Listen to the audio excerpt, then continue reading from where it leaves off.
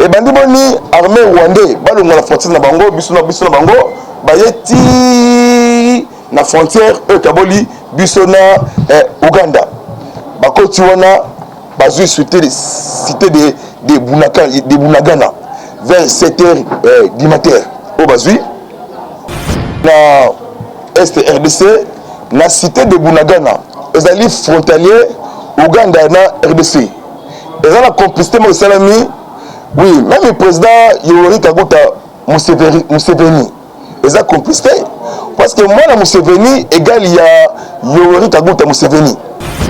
Rencontre, il y a moi dans Museveni, na Kagame, le autre qui est là, oui, un mois. Barcelona va déstabiliser RDC à partir il y a Ouganda. Et là, on est la mélodie. Sylvain Ekenge toujours. Porte-parole, il y a gouvernement, il y a non qui a sali message.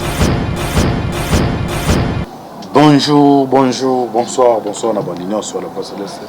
Mbote na bino mbote, vous allez belé partout dans le monde, vous allez dans le parlement internaute, dans les États-Unis, dans les pays mbote, en Europe, en Suisse, dans la ville d'Aziré qui m'a apporté le cas si ou à sur Mbanja, Fatou, Magui. En Asie, Océanie, en Afrique. Sans oublier en République démocratique du Congo, c'est toujours votre humble serviteur Moïse Maoka, Antibal et M. Bolimaga. Tout le bateau, automatisé, actualité politique en temps réel. Merci en découvrir c'est ma caméra, John, Maboke Bende, Alvin Belessir, Naturel, Simboko, la victime de Massara, tout le bateau toujours, Lola, ils ont foutu, Simanto Koloba, Zimbabwe, tout le monde. Dès que tu as un abino, Antibal, si tu as un s'exprimer vraiment les plateaux. Sur même langage, la situation de l'air, Bunagana est comme sous contrôle la FARDC. Et comme il contrôle la FARDC, bonjour. Bonjour, de comment Katiba. Ok, Bunagana, FARDC contrôle, il y a 30 minutes pour expliquer, comme ça, tu as continuer. Merci vraiment mbote mingi na balandi ya la voix céleste oba message kolanda biso bipai na bipai na Congo mboka na biso na Kinshasa na Kasai na Bandundu Matadi Congo central Lubumbashi capitale ya Couvre na bosanité na Est Mobimba Ituri Nord Kivu Walungu Rwenzori Similiki territoire de Djougou pe lisusu na Équateur Kisangani. Ozali Abino, président Miyaki Obolambaka Mingi na Parlement debout. De là, vivement Nazali face aux caméras, dans sur le nom de Konangai. Nathalie Sabino, Makambo Ozali Koleka, Namboka Nabiso, surtout na partie ya Est, ya RDC. Ennemi ya Congo, ennemi ya armée, ennemi ya président Fati, c'est réseaux sociaux. Bako koma makambizanga tina pour nous sa tension na population congolaise. Tokolobela matali politique mboka na biso mingi tokoloba makambu ya Bunagana ya ennemi ya Congo Rwanda oyo azali kuluka a créer terreur na pays de nos ancêtres. Bandeko congolais bana mboka ya père et de mère oyo azali moment moko mutune surtout azala vraiment mon mboka ya père et de mère ezali moi animoko décisif biso ne surtout na sima ya ekolo Congo biso ne surtout na sima ya bamapinga ya ekolo no FARDC o bazali ko sala maïma surtout ya kokwisa ennemi ya Congo babi malibanda ya mboka na biso oza na majorité oza na opposition oza na société civile oza na église étudiant professeur trop c'est trop to sangana lokola mutu moko to sambela makasi matin midi soir armée et kolonga victoire toujours et certain mais matali politique mboka na biso bande ko lokola bisabino boye boka te biyoka yoka bolanda ka biso o tutali ko pesa bino ba information na temps réel. Le Cambouya Est RDC, président Félix a continué na pouvoir le 24 janvier 2019, passation civilisée démocratique, na président sortant, ancien président, na kombo ya Hippolyte Kanambe alias Joseph Kabila ayaki na Congo pour na balkaniser pays de nos ancêtres. Mais tous les tentatives ba démarche na esimbité envoyé ya Paul Kagame na kati ya pays de nos ancêtres. Le Kambuya cité de Bunagana au boyo kilelo qui est le militaire rwandais au bazin la cité de Bunagana bangonde qui est basali et le rwanda. Jeudi, vendredi, samedi, dimanche. Ezalaki violent combat. Le M23 soutient l'armée rwandaise pour le combat qui va déstabiliser l'armée congolaise.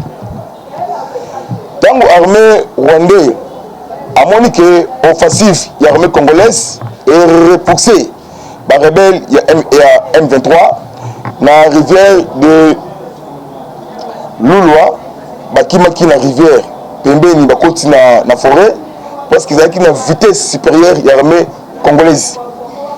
Tant que l'armée a poussé bango, Bunagana est dans un village ébélé, est dans un territoire ébélé.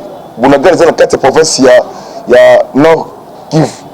Tant que l'armée a conquis Bigera 1 et Bigera 2, a conquis Yango, source de Zouaki, source sécuritaire, plusieurs militaires rwandais ont été capturés dans l'armée congolaise. Na kati ya bato ba capturé bakuti, il y a des Burundais, il y a des Ougandais, na ba Rwandais ont ba capturé qui mapinga ya école na biso.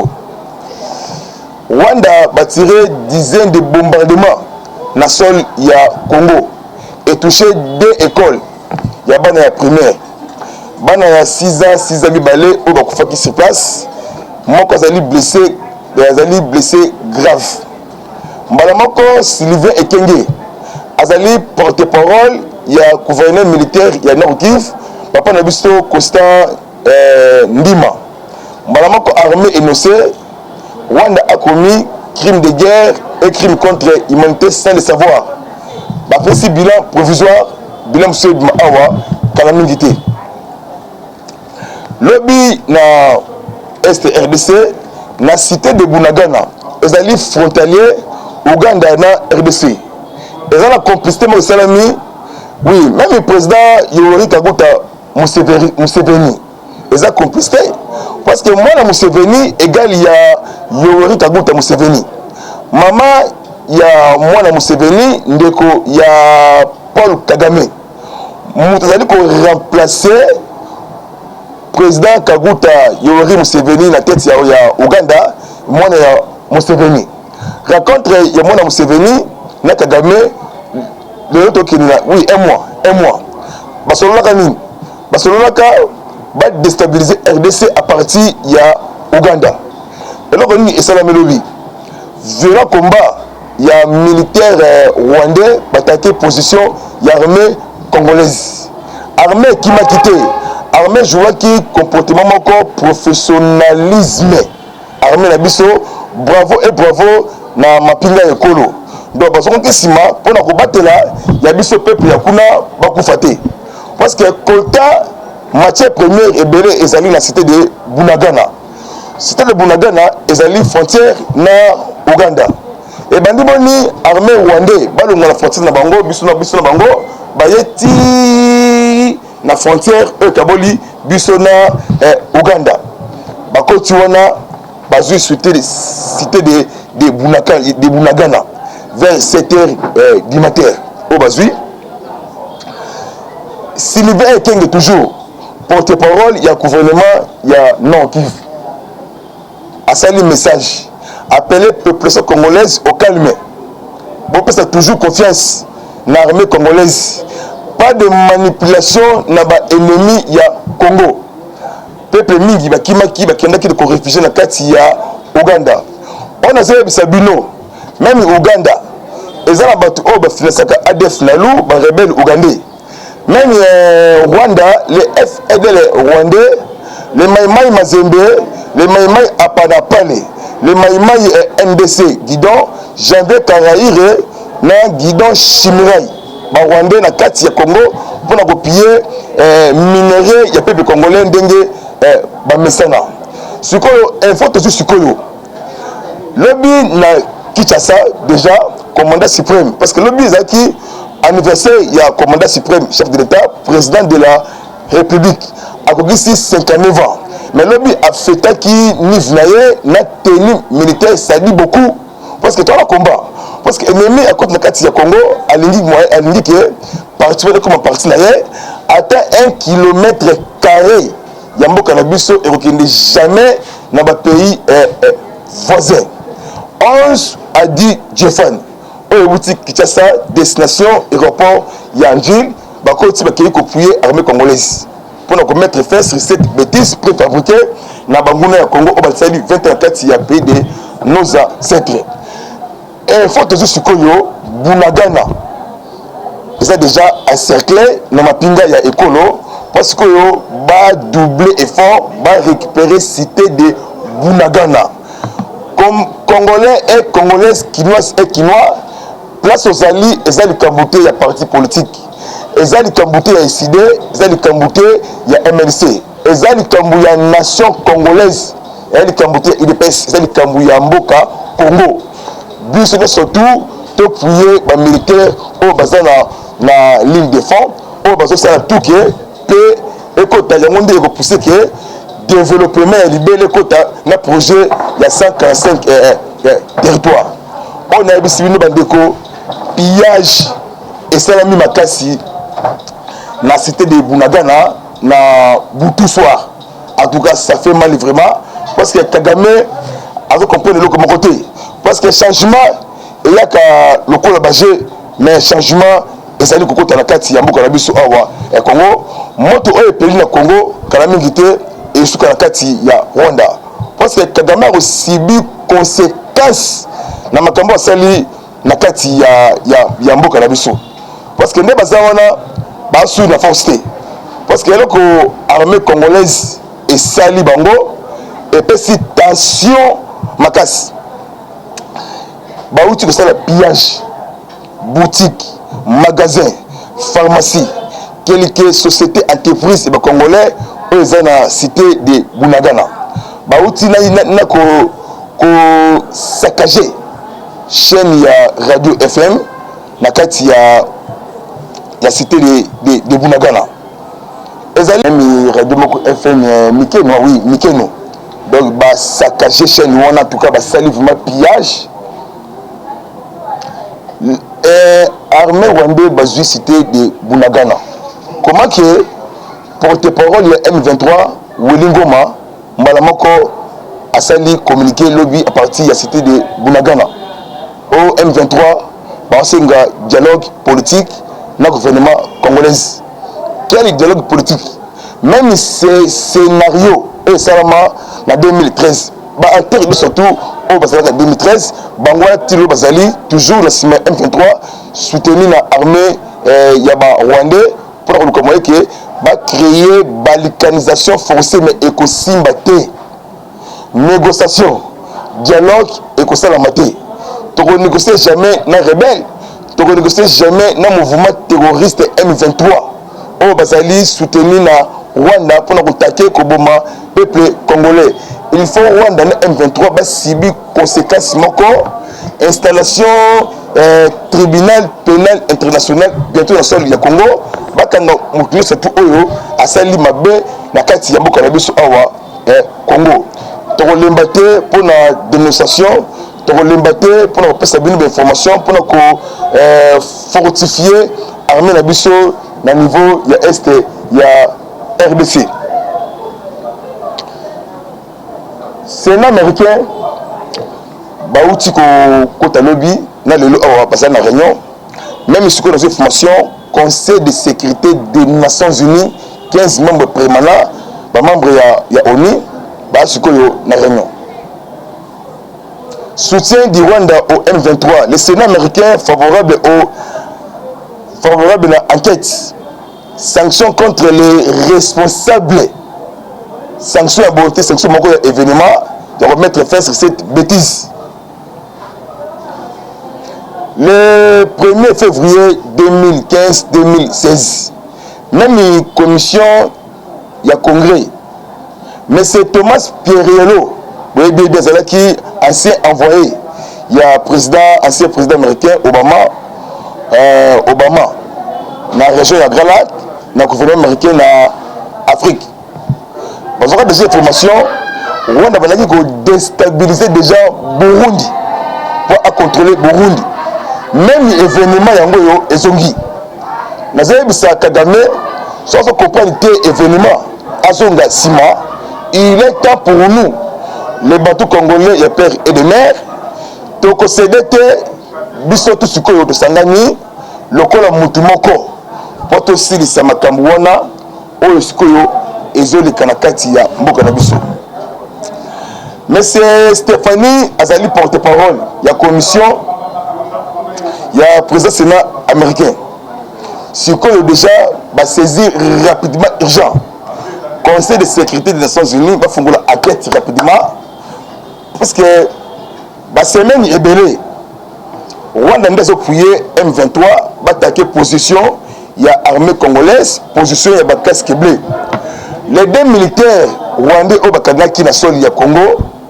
Déjà, parce que déjà, effet militaire au Bazoki. Na militaire au Bakatira qui na sol, il y a Congo. Tant que Batriki Bango, mais Bazunion surtout, parce que les militaires rwandais qui va créer évasion, na kati yambo cannabis au Congo, qui est comme épreuve. Effet militaire au Tozoaki, matricule na bango, batterie na bango, et tika qui a la kati yambo comme épreuve. Les États-Unis, azali partenariat na RDC comme le président Félix. Déclaration, oui. De l'émission option militaire pour neutraliser avec un grand coup de force. Makambouane si la nakati yambo kanabiso Congo, trop c'est trop. Kagame a ça comme les géants, il y a Congo, les géants, il y a Afrique. Après ça, on a époque de Kabila, époque, ils ont dirigé dans mon mboka ya père et des mères. Président Félix Azali, un grand diplomate à haut niveau. Na politique, na militaire, na moi sans tout. Mokonzi Mboka a déjà nommé pour sénateur, président consultatif, mission américaine, en Afrique centrale, même si on a 90 000 militaires américains en Afrique centrale, parce que c'est Makambu. Nous sommes tous là. On a fait agitation, panique générale. Nakati ya Sénat, Nakati ya Assemblée nationale. Pourquoi agitation générale, panique totale? Bon, bango Nakati ya Sénat, Nakati ya Assemblée nationale, Parlement. Vous avez dirigé le président Sénat Christophe Mbosso Kodia. Il y a des députés rwandais, il y a des députés congolais, il y a des sénateurs rwandais, sénatrices rwandaises. On peut passer information en temps réel, Paul Kagame. Bamoni que Congolais, il y a karaté, ce qu'on a télémiungoué pour mettre fin na bakambutu ya mabe, parce que linga kosalama namboka na awa Congo, donc sanction ezoya, makambe ezoya ya makasi contre Paul Kagame. Moto o Kagame appelé si awa. Kalamingi te na Sirebino, moto ya Yosuka na kati ya Kigali, na kati ya Rwanda. Même na kati ya Rwanda, il y a quelques personnes, ba linga te Kagame na politique ya mabe. Kagame akei ko sololana premier ministre ya Grande-Bretagne na kombo ya Boris N. Johnson. Ba soloni nini? Ba migrants o bazali na ba pays lokola Somalie, Mali, na Libye, na ba pays musu bauti na Ukraine. Bazali ba réfugiés, bazali ba mercenaires. Tu vois que Somalie, ezali mboka ya ba terroristes, les Chebab somaliens au bazaka na Somalie. Même Mali, même Libye, ces pays ya ba terroristes.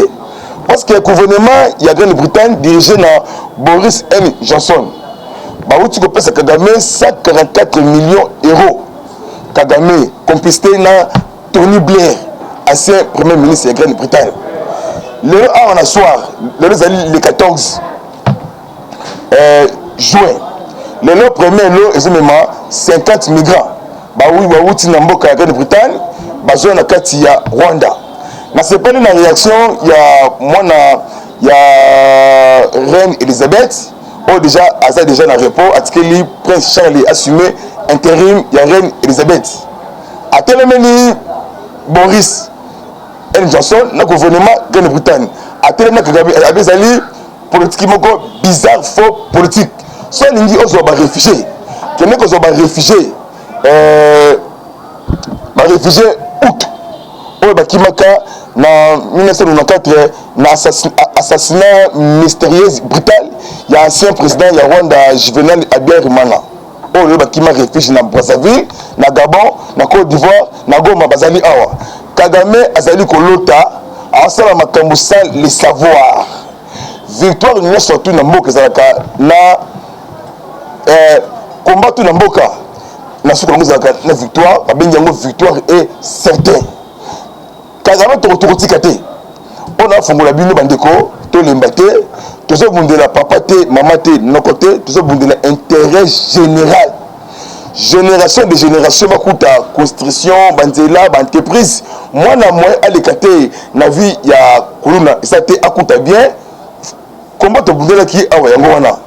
Combat c'était toujours combat awa ezali.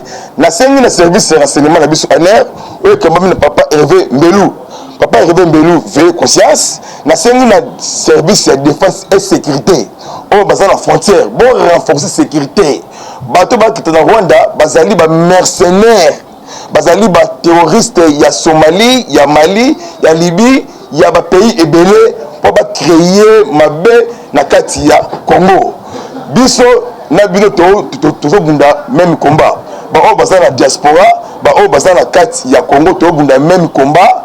Bana biso bakutaka bien na kati ya Congo, na kati ya Congo. Na sengi diaspora congolaise. Mboka oyo zali na France, na Belgique, na États-Unis, ezali mboka na yote, okei ko luka pour na passe oyo biso to créer en côté, oyo zalaki avant et après indépendance. Quand il y a roi Philippe, on va comprendre en côté. Ezali changement historique. Roi Philippe ezali 7e roi belge na kati ya mboka belge. Premier roi ya Belgique na kati ya pays de nos ancêtres. À ça la 7 jours, c'est roi Philippe. Est-ce que bon qui n'a pas roi Philippe a le béni makambu élection? Non. Bon qui a le béni makambu ya politique? Non. Roi yé pour réparation. Il y a Belgique, na Congo avant et après indépendance.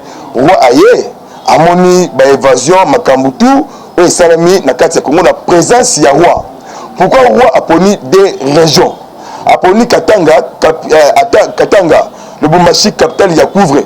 Le Bumbashi. Pourquoi pris Bukavu, province, il y a Sud-Kivu. Deux régions, on a. Ndébi Tumbeza Makas, le Bumbashi, na Sud-Kivu. Voilà bien, bien, à Bombité, alors bien, alter politique, au bazar la Katanga, Tumbawana, et Yango, Babima. Roi Abimi, Azom Gaza déjà dans la carte il y a Belgique, on a possible information. Roi qui est à niveau il y a Sud-Kivu. À côté de docteur Mukwege, l'homme qui répare les femmes. Mukwege a passé toutes les violations. En tout cas, mon frère Kabila, oui, na Soriano Danano Nissim Alliance Moïse Katumbi. En tout cas, Bango, oh basal na carte Congo. Et qu'on coûte bango cher na Kagame azali kolota aza déjà na ménétisme ya Congo walo bini ndenge na zongi boye et que soit tembelete le commando belge ba ko fouiller basili selo ko wana Kagame a respecté intégrité territoriale ya mboka Congo na yaye baba one ya Congo bango bayebi esika limite oyo e banda roi azongi na Belgique. Et là, on nous est passé à la Siko na kati ya Congo.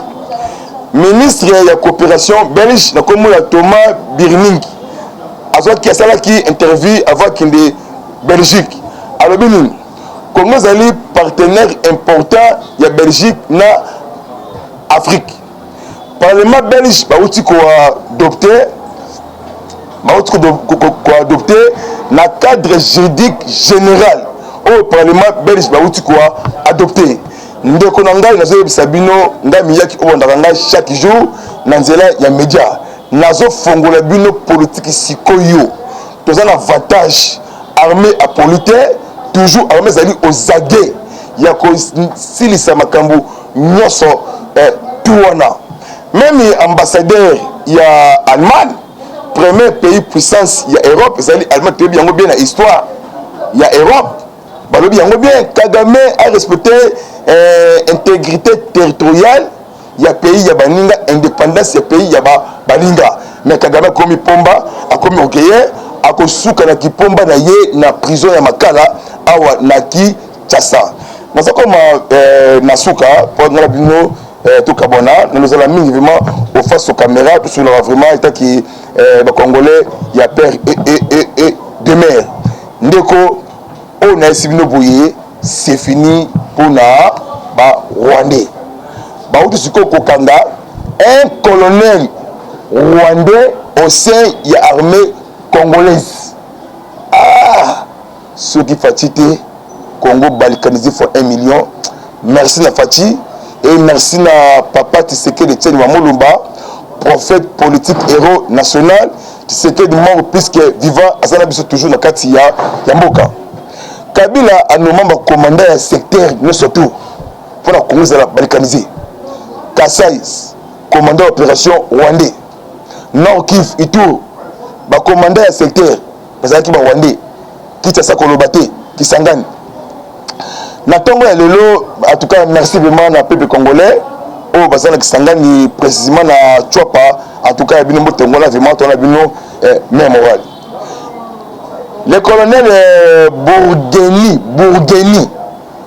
Bourgueni arrêté complicité avec les M23 mais rwandais comme colonel na kati armée congolaise bakangi lelo awa na tongo bravo la population ya Kisangani en tout cas Kagame azo subir conséquences déclaration et ya kambala moko na option militaire lokola Issa la commission des affaires étrangères du Sénat condamné le soutien du Kigali au M23 appelé le conseil de sécurité de l'ONU demander des comptes aux responsables rwandais donc sanctions contre les responsables rwandais c'est qui c'est Paul Kagame vers à la fin tout kabona ngai na bino et le nous est passé à sikoyo on m'a fati azolo bati mais on travaille fort tant le président qui est Congo Brazzaville avec Sassou Nguesso tête il y a grand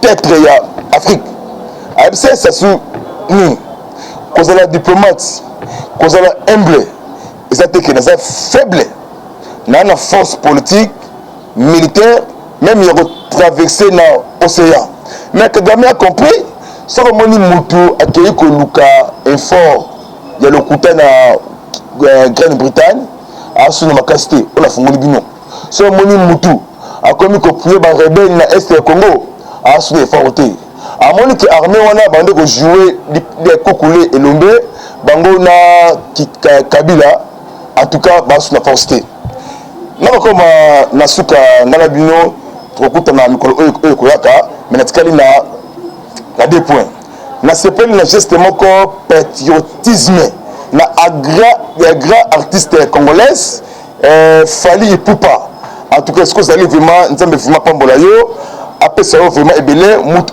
tout on sait bien pour l'armée pour la mboka tanda kombo na ye peut trop bien pour na ye Lobi DiCaprio Fally Ipupa azalaki na état-major ya FARDC apesi aide na armée na biso congolaise au bazar na est RDC merci vraiment na Fally Ipupa na fondation ya Fally Ipupa l'osso milk sucre huile végétale en tout cas vraiment merci vraiment na Fally na moi enveloppe pour resunga armée na biso nzambe vraiment pambola Fally Ipupa pe na pesi vraiment eloko vraiment na fond ya mutema nanga vraiment merci na Fally ba obatikali ba bimave ba continuer moment oza moment te ya séparation moment ya unité nationale union fait la force pe eloko oyo musicien na biso ya munene international il souffre makamba sali vraiment il souffre makamba sali vraiment ndenge annulé concert na ye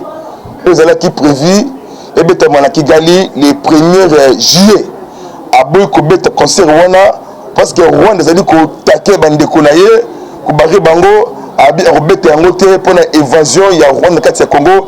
Merci Youssouf, vraiment oza vraiment congolais père et de mère et ce que vous allez vraiment coloper à ça vraiment congolais non surtout tout dans geste wana il y a des artistes congolaises où vraiment basali makambo kitoko fali pour pendant Youssouf. En tout cas tout ça nous vraiment